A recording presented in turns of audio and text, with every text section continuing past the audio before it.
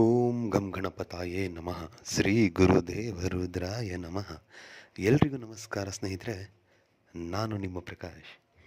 ಸ್ನೇಹಿತರೆ, ಇಂದು ನಾನು ನಿಮಗೆ ಕೇವಲ 24 ಗಂಟೆಯಲ್ಲಿ ಸಂಭೋಗ ವಶೀಕರಣ ವಿದ್ಯೆ ತಗೊಂಡು ಬಂದಿದ್ದೀನಿ ಸ್ನೇಹಿತರೆ. ಇದು ತುಂಬ ಸರಳವಾಗಿದೆ, ಹಾಗೆ ವಿಭಿನ್ನವಾಗಿದೆ ಮತ್ತು ವಿಶಿಷ್ಟವಾಗಿದೆ. ಈ ಕ್ರಿಯೆನ ನೀವು ಮಾಡಿದರೆ ಸಾಕು ಸ್ನೇಹಿತರೆ, ಅಷ್ಟು ಪವರ್ಫುಲ್ ಇದೆ. ಬನ್ನಿ ಅದರ ವಿಧಿ ವಿಧಾನ ತಿಳ್ಕೊಳ. ಅದಕ್ಕೂ ಮುಂಚೆ ನನ್ನ ಚಾನಲ್ನ ಸಬ್ಸ್ಕ್ರೈಬ್ ಮಾಡಿಲ್ಲ ಅಂದರೆ ಸಬ್ಸ್ಕ್ರೈಬ್ ಮಾಡಿ, ಲೈಕ್ ಮಾಡಿ, ಶೇರ್ ಮಾಡಿ, ಹಾಗೆ ಬೆಲ್ ಐಕಾನ್ ಬಟನ್ ಪ್ರೆಸ್ ಮಾಡೋದನ್ನ ಮರಿಬೇಡಿ.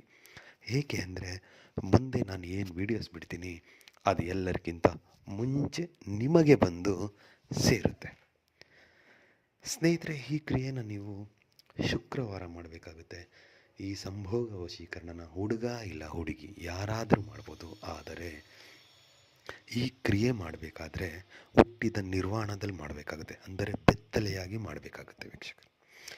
ಈ ಕ್ರಿಯೆನ ನೀವು ಉತ್ತರ ದಿಕ್ಕಿಗೆ ಮುಖ ಮಾಡಿ ಕುಳಿತುಕೊಂಡು ಶುಕ್ರವಾರ ಯಾವಾಗ ಬೇಕಿದ್ರೂ ಮಾಡ್ಬೋದು.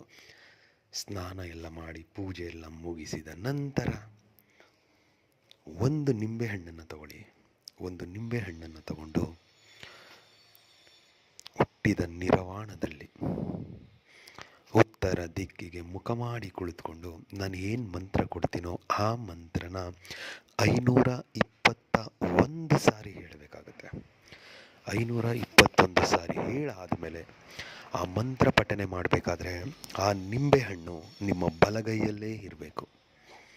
ಬಲಗೈಯಲ್ಲಿ ಇಟ್ಕೊಂಡು ಮಂತ್ರ ಪಠನೆ ಮಾಡಿ, ಮಂತ್ರ ಪಠನೆ ಎಲ್ಲ ಮುಗಿದ ಮೇಲೆ ಆ ನಿಂಬೆಹಣ್ಣನ್ನು ನೀವು ತೆಗೆದು ಜೋಪಾನದಲ್ಲಿ ನೆಲದ ಮೇಲೆ ಇಡಬೇಡಿ, ಎಲ್ಲಾದರೂ ಮೇಲ್ಗಡೆ ಇಡಿ. ಸಜ್ಜ ಆಗ್ಬೋದು, ಇಲ್ಲಾಂದರೆ ಏನಾದರೂ ಒಂದು ಮೇಲ್ಗಡೆ ಇಡಿ, ನೆಲಕ್ಕೆ ಟಚ್ ಆಗಬಾರ್ದು. ಆ ನಿಂಬೆಹಣ್ಣನ್ನು ರಸನ ಅವರಿಗೆ ಕುಡಿಸ್ಬೇಕಾಗತ್ತೆ.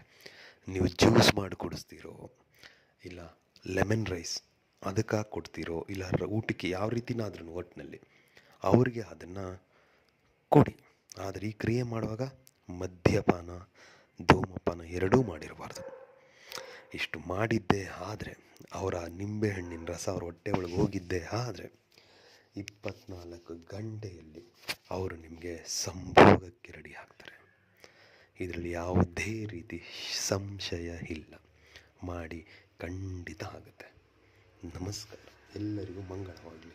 ಅದಕ್ಕೆ ಮಂತ್ರ ಹೇಳ್ತೀನಿ ನೋಡಿ ಲಾಸ್ಟಲ್ಲಿ. ಓಂ ರೀಂ ರೀಂ ಹಮ್ಮುಖಿ ಸಂ ಸಂಭೋಗಂ ಕ್ರಂ ಫಟ್ ಸ್ವಾಹ. ಮಂತ್ರ ಇನ್ನೊಂದು ಸಾರಿ ಹೇಳ್ತೀನಿ ನೋಡಿ ಸ್ನೇಹಿತರೆ. ಓಂ ರೀಂ ರೀಂ ಹಮ್ಮುಖಿ ಸಂ ಸಂಭೋಗಂ ಕ್ರಂ ಫಟ್ ಸ್ವಾಹ. ಈ ರೀತಿಯಾಗಿ ಮಾಡಿದ್ದೆ ಆದರೆ